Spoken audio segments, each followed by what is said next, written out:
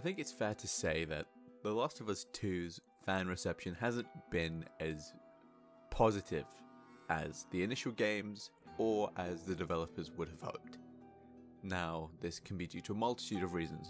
People don't like this game because of how Joel dies, or because of how, at the end of the game, Ellie doesn't kill Abby. But I think that isn't one of the main issues with this game. You see, what we have, The Last of Us Part 2, what it is, isn't what was marketed to us. If you go back and look through all the marketing material, the trailers, promotional art, everything for this game, it's centered around Ellie, Ellie is the main character for the game. She's the core protagonist. It's an Ellie story.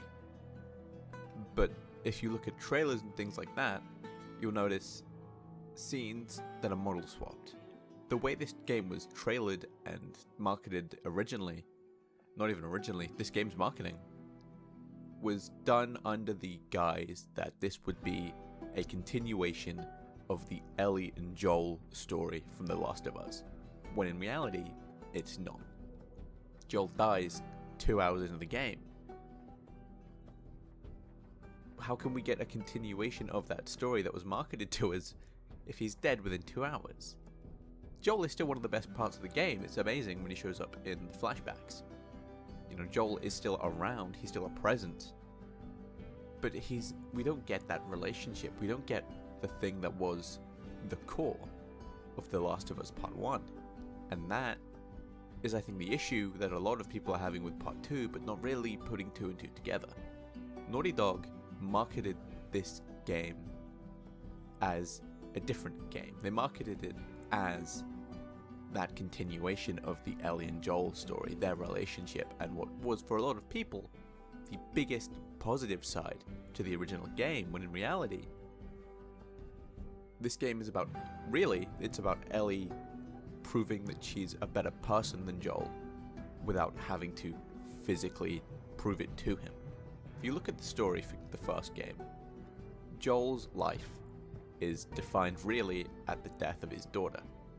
The death of Sarah is what sets up Joel for really who he is for the entire game.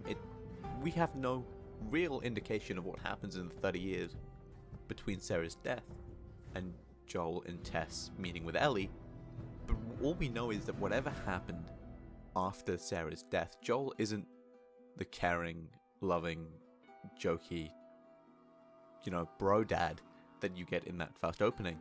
He's cold, he's cynical, almost. He barely trusts anyone. And Ellie, through the first game, is what kind of gives that back. Ellie becomes his new daughter. Ellie fills the hole that was left when Sarah died, and that climaxes in Joel's final choice in the game, where he discovers that the testing that the Fireflies are going to do on Ellie could kill her, or will kill her. He decides to pick his own selfishness. He decides he wants to fill that hole inside of him at the expense of the world. Because they test on Ellie, it's not a guarantee that they get a cure. However, it's a chance, there's a possibility. Joel could walk away on his own, he would have done his job, he would have delivered Ellie, and he would have delivered the world a chance of normalcy, of ending this hell that everyone is living through, that the world has become. But after Joel's world was taken from him 30 years ago by those people, by people outside of his, knowledge, the people he was supposed to trust and were supposed to protect him and his daughter, after they took his world, they took Sarah, Joel is faced with the opposition to take the chance of having that world again for everyone, and he does, because he wants to fill that hole. Now we fast forward to Ellie and Abby. Joel, back 4 years ago when he saves Ellie, slaughtered everyone who stood in his way. That is what happened. Joel murdered tens of people. And in turn, Joel becomes the soldier. To Abby, Joel is the soldier that shot Sarah. Joel is the person who took her family away from her and is what drives her to get her revenge and ultimately kill Joel in a rather gruesome and anticlimactic manner. The protagonist of the first game gets beaten to death. He doesn't go out like a hero, and frankly, Joel doesn't deserve to. He basically crucified the world to never knowing if Ellie's immunity can develop a cure because he deemed it not right for her to die. Joel, although he's the protagonist and the person that, as a player, at that point we feel the most connected to, isn't a hero.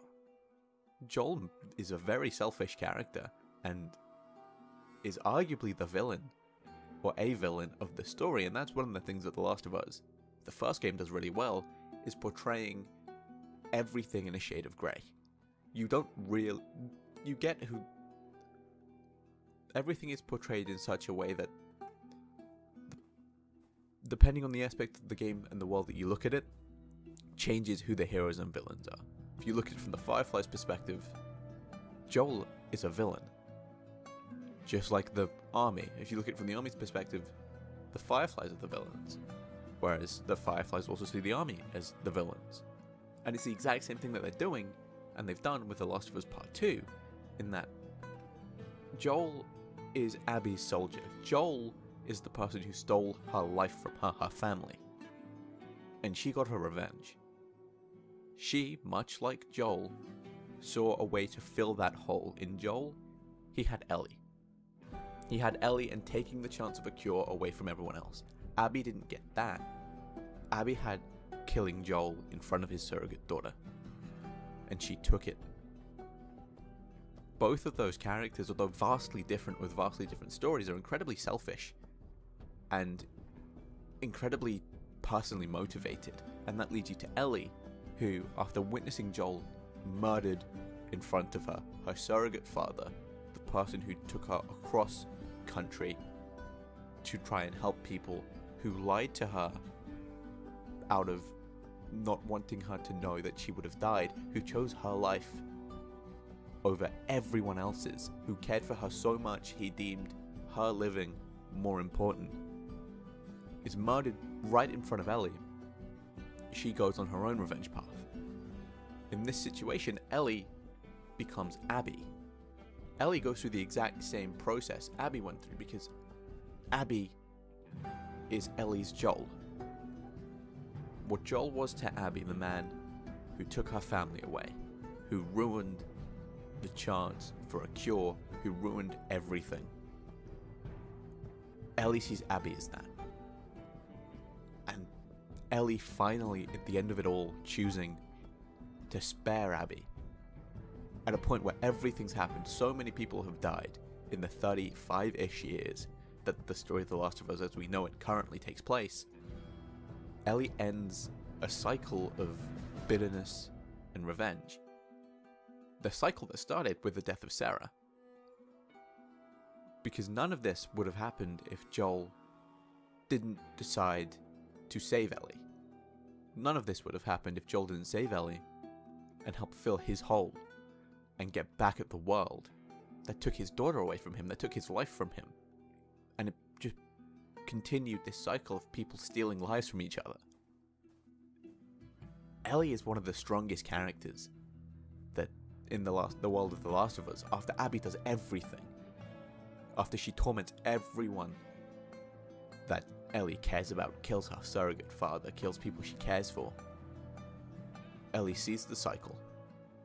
Ellie notices everything and is the bigger person and finally lets it go.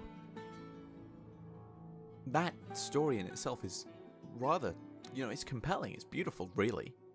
It's so poignant that revenge and jealousy and all these things can lead as a cycle and just repeats and repeats, and it takes someone strong enough to notice it and break it. And that is, as a story for the first two games, in what I assume will get a third sequel, another sequel, that is incredibly compelling. And it's sad, really, that this wasn't what was marketed to us. What we had marketed to us was another Joel and Ellie adventure. And it's what people wanted. It's what people were told they were getting. And Naughty Dog really have kind of shot themselves in the foot because they decided that they wanted to market a game that doesn't exist. If you're watching this video and you haven't bought The Last of Us 2 yet, I would suggest you do. The game isn't fun. We've known that for a bit now anyway. It wasn't designed to be fun. It's dark. It makes you feel things. It's a gut punch. It's an emotional roller coaster, 100%. But the story of Ellie having to be better, the story of Ellie and Abby really being the same person. Ellie is very much Abby a few months removed. You know, she's a couple months behind schedule, but they're at the same point for a majority of this game. Where we meet Abby at the start of the game is where we find ourselves with Ellie at the end of the game. But Ellie makes the better choice, makes the stronger choice. And that really, for me, is one of the reasons why I find The Last of Us 2 to be an amazing game. It's fabulous, really. But it's not going to get the recognition it deserved. Because at the end of the day, The Last of Us 2 was built to us on lies. And that's not acceptable.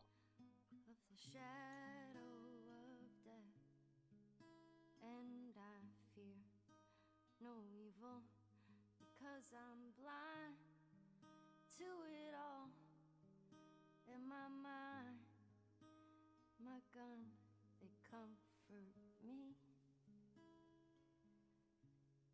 Because I know I'll kill my enemies when they come.